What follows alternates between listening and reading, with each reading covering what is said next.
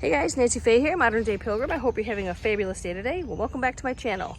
So the van's all packed. Everything that was in the living room is now in the van, and I'm going to show you where I put everything. We'll start up here first. That's the trash can with all my toilet essentials in there, my extra water. That's my red camera bag, my fanny pack, of course my snacks, nuts, and water over there. My Alpacool here.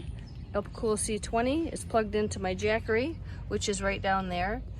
This is my drive trunk organizer bag. It's what I keep all my clothes in. It has an open top and it's really easy to access, and I like that. This little blue and white bag is my hygiene bag. Way back there, there is a silver bag, and that is an extra sleeping bag in the event it gets chilly wherever I'm at, because of course, as you know, I don't even know where I'm going. There is my protein drinks. The black bag behind it is my toilet. There's my bamboo chair, my adventure bag that I take hiking. There are all my lights and my thermometer, my pillows. Behind the pillows is my other black diamond light. And that is all that's under the bed here. That's it. Again, you know me, I only take what I need. I don't bring anything just in case, because that's where the clutter begins, and I am not into clutter. I do not do well in that kind of an environment. So I really like to just have the minimal in here. So let's go back here. The kitchen, everything I'll need. Again, I don't know where I'm staying, so I don't even know if I'll be able to utilize this kitchen a lot, but I'm gonna bring it with me in case I can. If I go to some open public park places, I can use it to cook and whatever. So I love this kitchen. So it always comes with me. Whether I can use it or not, it comes with me, because more than not, I can use it. Here we have my water and my food bin there. There's the water pump, everything that I need for cooking and eating, the gas for my stove, it's all in here. All right, this is that collapsible sink that was in my living room when I did that video earlier, and it collapses, so I mushed it down, and this is where it's gonna live.